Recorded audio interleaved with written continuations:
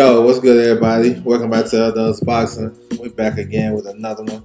We got this fight week, December the 6th through the 7th. So we got a lot of stuff to talk about. It's a big fight week, a lot of cards, a lot of action, title fights. There's a bunch of stuff. There's a little bit of everything for everybody. You know what I'm saying? So we're gonna definitely tap in on that.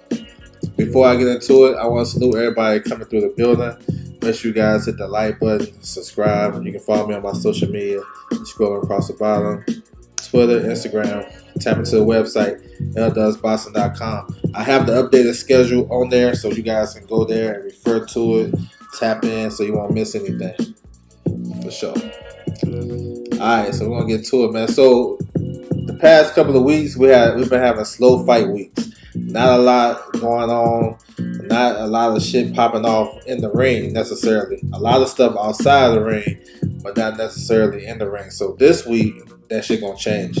We're gonna touch on it. Friday night, we're gonna start with this one. So this card right here, you can catch it on Box Nation YouTube channel. You know what I'm saying? So they got some notable fighters on the undercard. The main event is Dayan Gonzalez.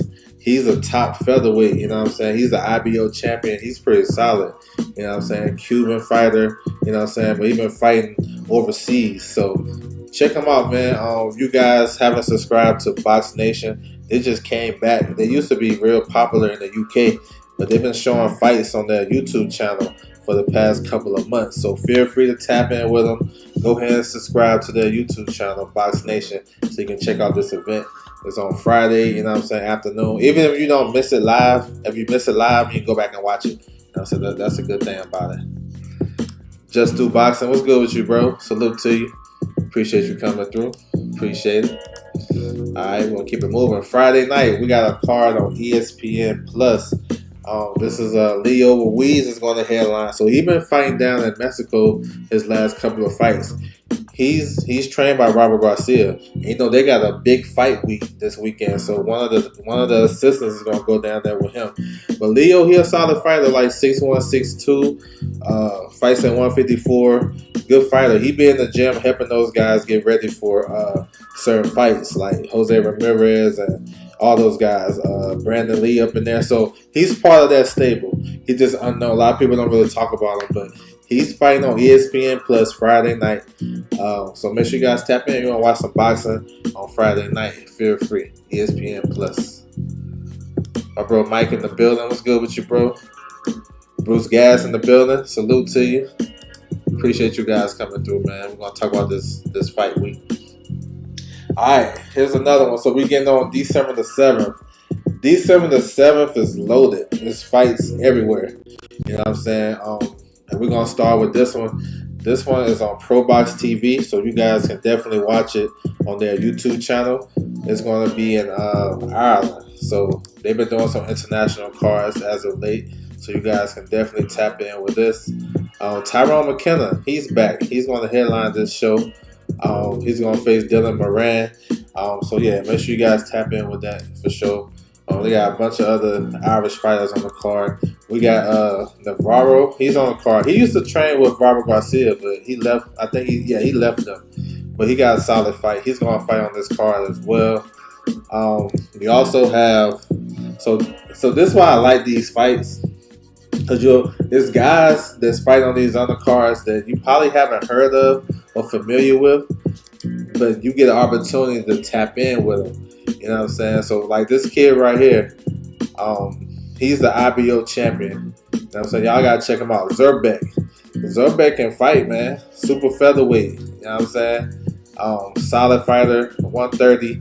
He's the type of guy that can get into the mix and get a good fight and give some of these contenders, maybe even world champions, a run for their money. So, y'all look out for that. This is going to be on ProBox TV. And we know for the majority of ProBox cards, they've been having some real good fights.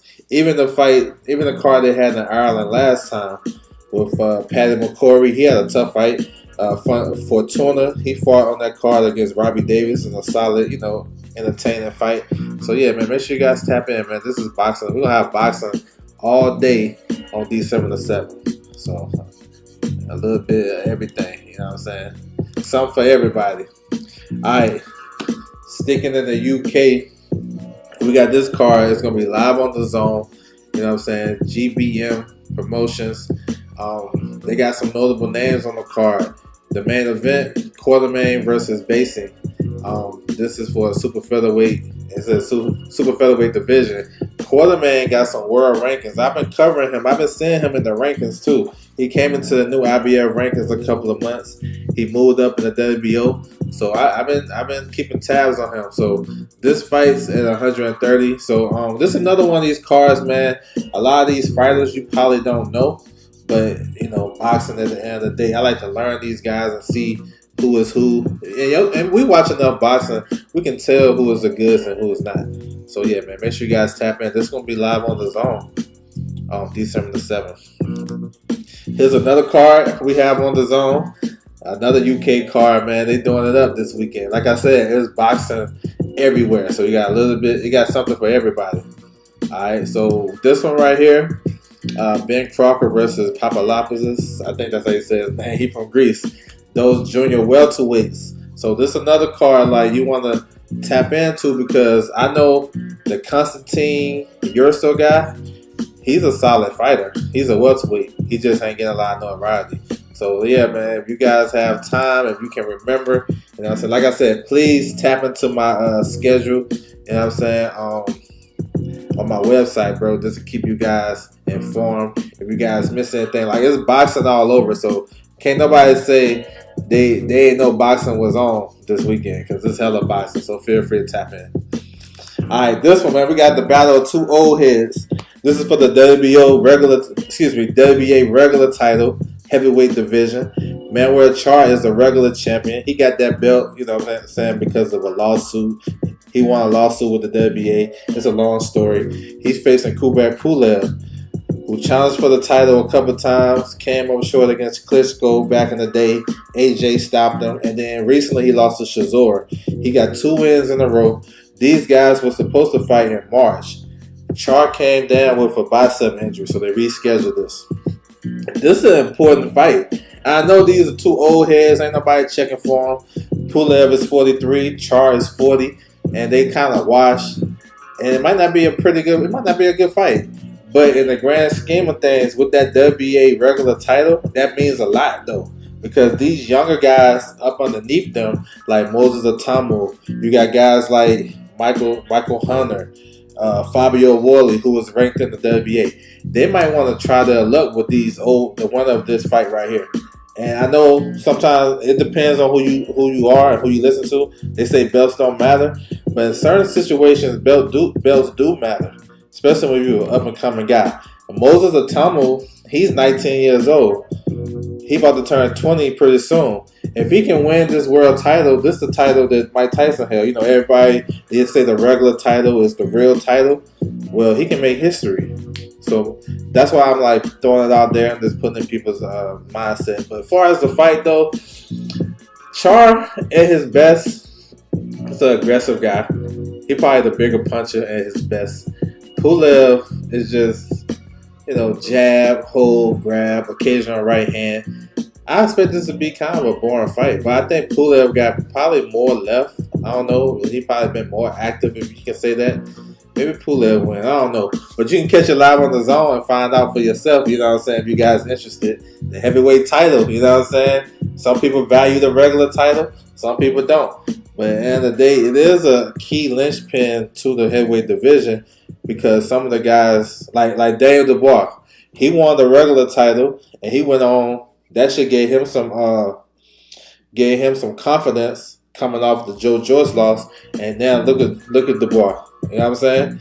So maybe it can boost somebody's career. We don't know. We're going to see, though. I did my best to hype that shit up, though, y'all. I did my best. All right, here's another one, bro. I'm excited about this card. This Queensberry Promotions. They call it the Magnificent Seven. Got a lot of good names on the card, man. A lot of good matchups I'm looking forward to. And we're going to run it down. Now, we haven't got US TV. Normally, Queensberry Promotions normally will have a stream for ESPN Plus. That would be dope. You know what I'm saying? Give us a stream for this. It's a lot of notable names, and guys can be players at the top of their division and going for world titles. All right, so We got Sean Noakes is on the card. You know what I'm saying? He's a welterweight. His brother is also on the card, Sam Noakes. Sam Noakes is like number 3 in the WBO. He was kind of close to getting the Baranchyk fight. You know what I'm saying? Truth be told, he was close. When Mark Chamberlain lost, Sam Noakes' name was in the hat, but then Top Rank, you know what I'm saying? They got Keyshawn in the mix. So Sam Noakes is up there. He a big puncher. I think he like 16-0, 15 knockouts. He's facing Ryan Walsh. That's not an easy fight. You know what I'm saying? That's not an easy fight. We'll see. We got a good heavyweight scrap. Solomon Dakers versus David Aladaje. That should be a good fight. Pretty even. You know what I'm saying? Pretty even.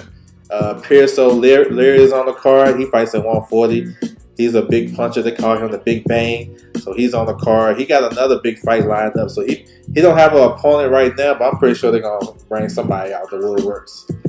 Lawrence Okolie. So officially, unofficially, he's making his heavyweight debut. We know he won the Bridgerweight WBC title. That's a weight limit of 224. It's really heavyweight. We all know what that is. He's fighting on this card against Hussein Muhammad. This is a WBC silver title. When he vacated the Bridgerweight title to campaign fully at the real heavyweight division, the WBC gave him a number 5 ranking. You know what I'm saying? Then they're giving him a silver title shot. Now, if you put your pieces together, you know what I'm saying, you can kind of build up your pieces into who he may fight next, given that sanctioning body. We know Big Bang Zane, he about to fight Jake Cabiel for the interim title. Those guys are not next in the rotation for the winner between Usyk and Fury. That's a fight for Lawrence Okolie, who just signed with Frank Warren. I'm just putting the pieces together. You know what I'm saying? Giving you guys something to be interested in. But yeah, Lawrence Okolie is back. He had a trash-ass performance against Chris Miller-Smith, but he looked good against Rosansky when he beat for the cruiserweight. He looked solid at heavyweight. So I expect him to come in about 235, maybe about 240. He's 6'6", long and rangy. He got a good coach with Joe Gallagher. So I'm expecting him to look good in this fight. This is a fight he should win. All right, and then to the main event, we're gonna speak on that for sure. So this fight is a battle of middleweight contenders. UK middleweight contenders. You got Brad Pauls versus Denzel Bentley. Now these guys are 1 and 2 in the WBO rankings. So basically, this is a WBO final eliminator. All right. Number 1, we had Hamza Shiraz. He lost his number 1 spot because he's going to fight Carlos Adames for the WBC. So the winner of this will be Janibek's WBO mandatory. Denzel Bentley already fought Janibek, came up short. He started slow in that fight. Then he came on back half of the fight, and he lost the fight. Brad Pauls, he's coming off a good victory over Nathan Haney. Nathan Haney beat Denzel Bentley. So if you get it, they actually fighting each other in the middleweight division. You know what I'm saying? So it's kind of good. This is a solid fight. Bentley is the puncher. Pauls is probably the better boxer, you know what I'm saying? But he like to mix it up as well. But Bentley is a puncher. The thing with Bentley, sometimes he wait for one shot. If he putting this shit together, we can have an early night. But Pauls is tough. He gonna bring it. He's a solid body puncher. It's a good fight, man. We need ESPN Plus to pick this up. Because it makes sense to pick it up now that I broke down everything, right? If the winner of this fight is going to be Janibek's mandatory, you know what I'm saying, ESPN Plus might as well pick it up and let us know what we're going to be looking forward to. You know what I'm saying? So I had to throw that out there. Tom Brown in the building. What's good with you, bro? Salute. So that's what it is. Queensberry Promotions, man. I like that card, though. A lot of solid names. All right, so we shift into Canada. December the 7th. So this fight right here is a WBC interim title at the cruiserweight division. You got a rematch. Ryan Rosinski versus Yamil Peralta. The first fight, Peralta outboxed the shit out of Rosinski. Rosinski is a come-forward pressure fighter with limited skills, but he's a big puncher. He's strong. You know what I'm saying? But before he get to you, you can outbox him, you can turn him, you can land your shots on him. Peralta won that fight easy, but they gave it to Rosinski. And Rosinski, man, you know, being a stand-up guy, he said, I lost that fight. But he still kept the win on his resume. So they're going to fight for the interim title. The full champion is Noel McCallan. So he's out right now because he's having a legal battle with Don King. That's why I always tell people when Don King fighters start calling people out like Blair Cobbs and whoever else, I'm like, bro, you locked in with Don King, you're not getting that fight. That's why I be calling that shit cap. So it's a lot of. So we're gonna see what's gonna happen with that, with the WBC title, because also champion in recess you have Badu Jack. Maybe he trying to come back. You never know. The WBC convention is next week. We should hear a lot of shit, but we're gonna see, man. I think the fight gonna look like the original fight. You can watch it on YouTube. Peralta all boxing. He was putting the beats on him, all boxing him. Ain't really hurt him, but he won easy. So I haven't found no US TV for this. I gotta tap in and see if I can find something, get a link or something. Cause I'm interested in this because the cruiserweight division is starting to wake up a little bit. We got Jay Abataya, the IBF champion, Ring Magazine. I think he's the number one guy. Zerto just unified the division against Chris Bell Smith, dominated him. You know what I'm saying? So that's three of the 4 belts. Then we gotta get the WBC actively in this mix. You know what I'm saying? So we're gonna see what's up. On the undercard, you got an interesting fight. 2 guys from Texas, I believe. What's my man's name? Arnold. Sam Arnold. He's gonna face Julian Delgado. Super middleweights. Interesting. Undefeated guys. Arnold is 10-0, 6 knockouts. Julian Delgado, he just turned pro. He was an amateur standout. He fought on Top Rank in his debut in El Paso. He's 4-0 with 1 knockout. Interesting. You know what I'm saying? I want to see this type of shit. I want to see. You know what I'm saying? I like fights like this. It's interesting to me because 2 young guys from Texas fighting in Canada, and they fighting for like a WBC title. You know what I'm saying? That's gonna get them some rankings at the super middleweight division. I'm interested in shit like that. So we're gonna see. Hopefully we get a stream for that. We get a link. Definitely tapping in with it. You know what I'm saying? Alright, so we're moving to Saturday night Matchroom Boxing on the Zone. You know what I'm saying? Live from Puerto Rico. We got a good fight in the main event. Liam Parvo will defend his IBF title at 140 pounds against Richardson Hitchens, the mandatory. We got some good names on the undercard. To touch on, we got a couple of Puerto Rican fighters. Warren Ortiz, look out for him. Good looking up and coming prospect. Stephanie Pinero, she's fighting at welterweight. She close to a world title shot. Mark Castro, you know, the amateur standout. You know what I'm saying? Nobody talk about Mark Castro and shit, but he an amateur standout. He been having up and down performances. He's on the card. Jaleel Hackett from DC, he's on this card. He got Jose Roman. This is a fight he should look good in. And Jaleel Hackett has a chance to make a move in the welterweight divisions as far as the rankings. So this is good to get him on there. Yankee Rivera, he's facing Angel Gonzalez. This is for the WBC silver title. It's important to note this because we just seen Galal Yufa in the same division become the WBC interim champion. Matchroom fight. Maybe this is something they can do for the winner. I know Rivera got a high ranking in the WBA too, so maybe he take that route. I don't know. But this is an important fight because the winner can get a big fight next. All right, and we just seen what Yufa did to Sonny Edwards. That was crazy. 2 fights I want to touch on though. The co-main event, Henry LeBron. He's going to face Christopher Diaz. 2 former top-ranked fighters. We know Diaz, he fought Shakur. What they said Shakur wasn't ready. Shakur beat him pretty easy. Diaz is a solid fighter. He fought Ito. He fought a lot of solid guys and stuff like that. He got a top 10 ranking in the WBA. LeBron, I think he like number 12 or something like that. So this is a good fight though. 2 Puerto Ricans fighting. You got the southpaw Henry LeBron, who is more like a boxer, puncher type of guy. Boxer. He's a solid boxer. Patient. Diaz is a good boxer too. He athletic. He's a smaller guy coming up to 130. We're fighting at 130. He's a smaller guy, but a solid fight, man. We haven't seen Mancho in a long time. You know what I'm saying? I know he's a fight on top ranked undercards a lot, but we haven't seen him. We got to see.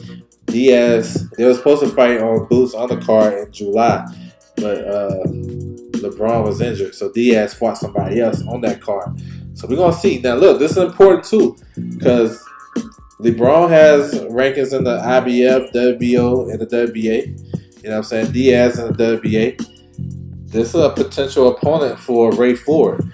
If Ray Ford can't get a big fight at 130 next, he just came in number 5 in the WBA rankings. Maybe this is a fight for Ray Ford against the winner. If he can't get a title fight next, this is a good in-house fight. You know what I'm saying? It's a little storyline too because Moncho and Orlando Gonzalez are cousins. And Ray Ford just did Gonzalez crazy the other week. So I'm just throwing it out there, you know what I'm saying, with these rankings and stuff like that. They fighting for regional titles. So yeah. But this should be a solid fight though. This is a co-main event, y'all. Co-main event. A very intriguing matchup. Yes, sir. Yes, sir. Alright, main event time, man. I'm looking forward to this. And you know, y'all hear the same story, Styles made fights. Definitely, that's what this is right here. Because if you see that last fights, some people might say Parvo is just going to run through Hitchens. Because we seen Gustavo Limon, a one-trick pony, a one-dimensional fighter, was very aggressive and was giving Hitchens trouble. Hurt him in the 8th, but gave him a tough fight. Parvo a little different. Parvo a southpaw, solid, decent counter puncher. He can be aggressive, but he's a different type of fighter. His aggression is different. You know what I'm saying? He can use his feet in and out. You know what I'm saying? He do a lot of grabbing and holding as well. You know what I'm saying? He's a crafty fighter with some good power. You know what I'm saying? Got a lot of confidence coming off of that upset victory over Subriel Matias. A lot of people didn't think he was going to be able to go to the Lions Den and all work, all hustle, all everything Matias. And that's what he did. You know what I'm saying? He stood up to the boogeyman, right? And he won the title, came out of that. And then, ironically, this fight is back in Puerto Rico. So that's what's up, though. I see a different fight. You know what I'm saying? Hitchens is a guy that's patient. You know what I'm saying? He like to take his time, and he can 1-2 you to death. If he got time and he's given opportunities to see everything, it's going to be a long night for Parvo. You know what I'm saying? I say that shit with all due respect because Hitchens fight well against southpaws. You know what I'm saying? He fight real well. He can see all that shit coming. And he got the equalizer, straight right hand. That's a southpaw equalizer. You know, Hitchens. So Hitchens, yeah, he got to keep that shit in the middle of the ring. You don't even need to touch the ropes in this fight. Because Parvo is a decent pressure fighter, but he ain't like a balls to the wall pressure fighter where he's coming at you full throttle. He's really a natural counter puncher. He's a boxer puncher, so he likes to sometimes wait for you. You know what I'm saying? If he waits too long, you're going to have a long night. But I like to see Parvo invest in the body in this fight. Invest in the body, trying to slow down Hitchens, throw off his timing, don't have the same attack, you know what I'm saying, over and over. Make Hitchens kind of overthink and be overly aggressive. If you can make Hitchens sit and fight with you, you might have some. You might be in there. So he do want to be aggressive, but he want to be smart because he'll get picked off coming in. I like the fight. I like Hitchens winning the fight by decision. I think he's gonna start taking over in the back half of the fight. I can see the fight being competitive early, 3-3 type shit after 6. But I think Hitchens gonna turn it up. Even though he only fought one 12-rounder. I just think the style. I like his style against Parvo. And Parvo gonna have to take some chances too. If he get down in the fight, he gonna have to take some chances. And Hitchens is a good counter puncher. Like I said, he don't really do nothing out of the ordinary. He jab you to death. If a right hand, I learned this shit a long time ago from my old head. If a right hander can get his jab off on the southpaw, that southpaw is in trouble. And go back and watch Hitchens fights against any southpaw. John Bowser, his jab was on point. The other guy, he fought another southpaw. It kind of escapes me right now. Oh, Jose Zepeda. Like his jab was on point, and when the righty can touch him with a jab, that right hand is. If the right hand fighter, the orthodox fighter, can touch you with that left hand jab, the right hand is coming down the pipe right behind it. So we're gonna see. This is Hitchens' opportunity. I know he was complaining about the weight and all this. We're gonna see how all that shit factors in. They're gonna kick off their press conference probably Wednesday, I believe, tomorrow. Media day and press conference. So we're gonna see how everything plays out. It's for the IBF Junior Middleweight title. The winner got big plans ahead.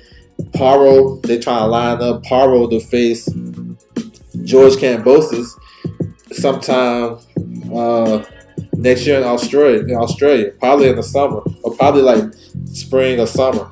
Kambosos is going to make his Matchroom debut in February. You know what I'm saying? Just to test 140, and then they'll probably do that big fight if Paro wins. If Hitchens wins, I don't think he get the Kambosos fight. I think maybe Calderon. I know the WO ordered Calderon versus Arnold Barbosa, but that's another eliminator for Calderon. He need to be fighting for a world title. So I see them kind of, he probably going a different direction. You know what I'm saying? Turn down that WO position with to face Barbosa and go face Richardson Hitchens if he win. But nevertheless, bro, it's still good fights ahead by either one, and we're gonna see, man. First things first this week, man. We gotta see how if Hitchens can rise to the occasion and become a world champion. Because I think this is a guy. I think he can beat Paro, but Paro is tough. He can punch. You gotta come in there. He physically strong, as he showed in the Matisse fight. So yeah, man, it's a lot to like, bro. I'm looking forward to it. My bro O'Reilly in the building. What's good with you, bro? I could see Paro stopping Hitchens. Yeah, he gotta catch him in between some shit. He gotta make sure he gotta be willing to be aggressive and let his shit go like that. If he's sitting there waiting for Hitchens, he gonna get 12-0, 11-1. Blunt Sports, what's good with you, bro? He can't be sitting there. We'll see how that shit start, how the fight start though. If he been aggressive early, we can see his game plan. Alright, we're gonna finish with Top Rank. So Top Rank got a solid card on this same night in Arizona. We got some rematches at the top of the bill. We're gonna touch on it. Emmanuel Navarrete versus Oscar Valdez. The rematch is for the WBO title at 130. So we're gonna touch on all of that. On the card, y'all know how Top Rank get down with their prospects for sure. So you got Art Barrera. That's a Robert Garcia fighter. You got Steven Navarro on the card. You got Albert Chop Chop Gonzalez. That's a Robert Garcia fighter. I like him though. He good. He be putting them combinations together. Gonzalez. DJ Zamora is on the card. Southpaw. He's training with Kate Karama. He been in the gym out there in Vegas sparring those guys, getting them ready. So we'll see. His debut on Top Rank was so-so. I seen him with PBC. He was looking good. He was looking fire. And these are some young prospects to look out for in the future. You know what I'm saying? Real good fighters. You know what I'm saying? Getting the opportunity to showcase on ESPN Plus for sure. All right, here's some more. So these are more established guys. You got the return of Giovanni Santillon coming off that knockout loss against Brian Norman Jr., which was a world title fight basically, because Brian Norman is the world champion based off that fight. So that was a tough defeat. He's with Robert Garcia. That was in his hometown. He's trying to get back. He's going to face Frederick Lawson. Frederick Lawson done fought Virgil Ortiz. Who else he fought this year? Alexis Rocha. So he's a comeback fight guy. So we're going to see what Giovanni got left. You know what I'm saying? Because that ass whooping he took from Brian Norman, that should take some fights out your career. That was a bad knockout. Emiliano Vargas is on the card. The young up-and-coming prospect. He fighting at 140. This like maybe his third or fourth fight at 140. Under the radar. I don't think you guys nobody been talking about that like that. But yeah, he can be a star. He got star written up all over him. The son of Fernando Vargas, world champion. I like him. They've been keeping him active too. Richard Torres Jr. Now this opponent he has is the best opponent so far, I think. He's gonna face Isaac Cruz. What is it, Cruz? Isaac Munoz. My bad. That's Pitbull Cruz. Isaac Munoz. Munoz, if you guys remember, he fought Jermaine Franklin last year. Gave him a tough fight. Now we know that supposed to have been a tune-up fight for Jermaine Franklin. He was coming off the back-to-back losses to Dylan White and AJ, right? So he fought Munoz and thought it was gonna be sweet. Munoz got an amateur background. He got fast hands. They were talking about they remind him of Andy Ruiz a little bit. He's good. You know what I'm saying? He just came back recently. He had a health scare, but he came back, rebounded from that, got a win. He fought on ESPN Plus under the radar in Mexico, and nobody really tapped in with it. But now he got a fight on the big boys station now. He gonna face Richard Torres. This is gonna be a good fight, yo. Because Munoz got some skills to him. You feel me? And Torres, he's a guy that's improving. He's strong. You know what I'm saying? He's tough. He's sturdy. Southpaw, got solid power. You know what I'm saying? I like his got quick feet. You know what I'm saying? So it's a good fight though. I think this is a step up for Richard Torres. Then we got Adolfo Delgado. So he fights at 140. He got some world rankings up there. He just signed a new deal with Top Rank, so they're trying to push him. He with Robert Garcia as well. He's going to face Jackson Marenez. Marenez used to train with Robert Garcia. So they got some, they familiar with each other. Delgado didn't look good in his last fight, bro. He didn't look good. He fought the guy Brian Flores. Gave him a tough fight. Flores is good. You know what I'm saying? So, but he didn't really look all that spectacular, all that sharp. So we're going to see. I know they gave Jackson Marenez a good training camp. He got 8 weeks for this. So this is a good one. Jackson Marenez can fight. We forget. You know what I'm saying? Because he lost to Frank Martin on short notice. He got robbed by Rolly. Listen, he was boxing very well in that Rolly fight. You know what I'm saying? He's a guy that got a good camp and got some skills. And can, you know what I'm saying? I think, listen, this not an easy fight for Adolfo. So we're gonna see, man. I like Adolfo to win, but I want to see what Jackson Marenez brings to the table for sure. And then the two main fights. So we got two rematches. One rematch was like Fight of the Year. The other one was like a wash. We're gonna talk about the one that was Fight of the Year first. Rafael Espinoza, the WBO featherweight champion. He's gonna rematch with Robeisy Ramirez, the guy he took the title from. The first fight was a classic, good fight, back and forth. Robeisy was getting to it early. He had dropped Espinoza, had him hurt. I thought he was finished, but he got back up. He weathered through that. He hurt his ankle in that fight and weathered through that. Dropped Robeisy late in that fight, and that sealed the deal for him to win the title. So these guys been circling each other since, man. They finally got the rematch. This is a mandatory fight. Robeisy, he's a good fighter. He's been sitting down his shots lately, trying to get guys up out of there. I like him. He had Espinoza hurt. We forget about that. He had him hurt. He got to fix his defense, because this Espinoza guy, he punches at different angles. He's tall and rangy. He's 6'1", and he punches at crazy angles. And when he getting his jab out there, it's giving you something to look for, because it's like, damn, I gotta get out the way with that, because he heavy-handed too. We'll see, man. It's some little variables, they kind of raise my eyebrows about this. That I don't know. Espinoza talking about going to fight the one between Navarrete and Valdez. So he already talking like that. That's telling me maybe he might be struggling at the weight. At 6'1", maybe. Also, Espinoza been hesitant to take this fight. Like, when the last time y'all seen two top-ranked fighters go to purse bid? You understand what I'm saying? It should be something easy to make, right? So, I don't know, man. I don't know. From outside in, it feels like Espinoza don't want to fight. But I know he put in a training camp with Manny Robles, and, he going to come to fight.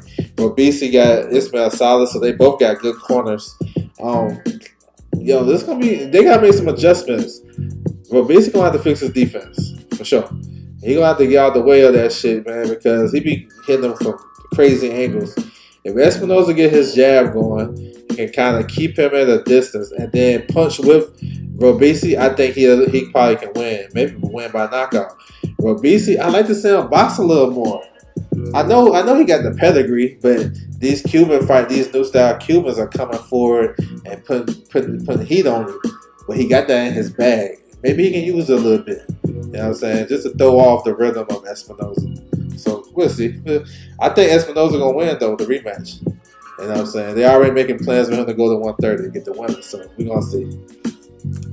Navarrete and Valdez. So this is another one. Got a lot of variables with it. Navarrete coming back to 130 after struggling to make, looked like he was struggling to make 135 against Baranchyk. He looked like trash in that fight. He was slow. His punches were slow. No angles. He couldn't turn it up because of the extra weight. And Baranchyk just outmaneuvered his ass. And that really wasn't a good fight. And then he always been struggling to make 130. It felt like Navarrete, the more he moved up, he still struggled to make. How you move up and look like you struggle to make every weight? from 22 all the way up to 35. Crazy.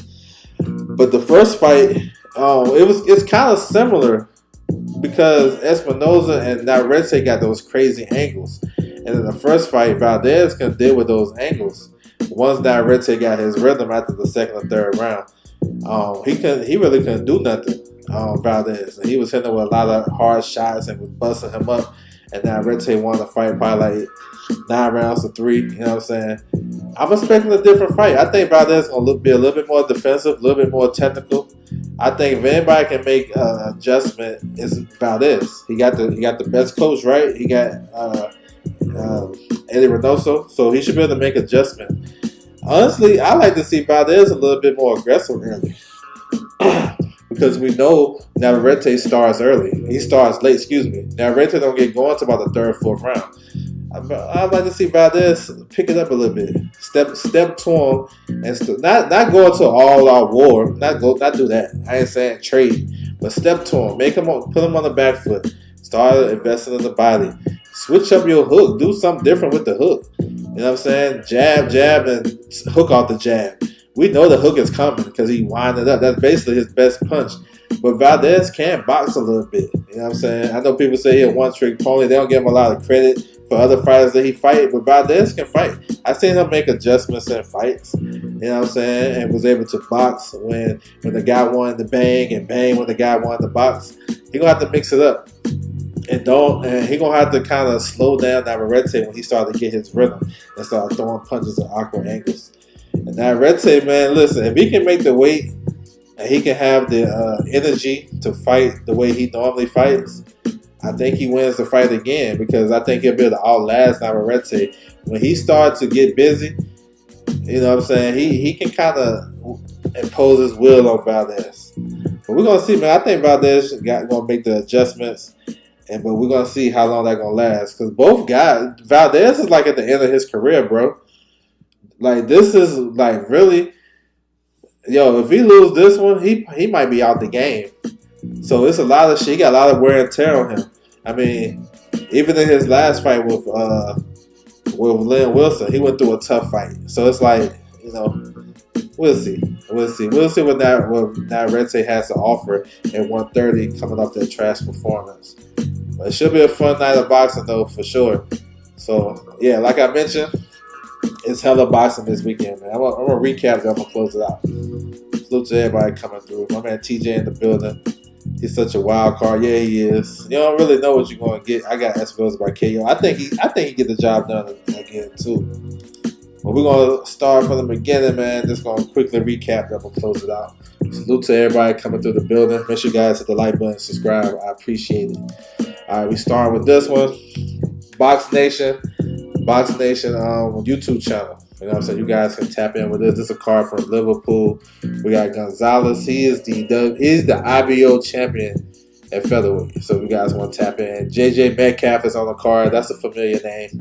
We haven't seen him in a while. So we have a card, ESPN Plus. Leo Ruiz is on the card. You know what I'm saying?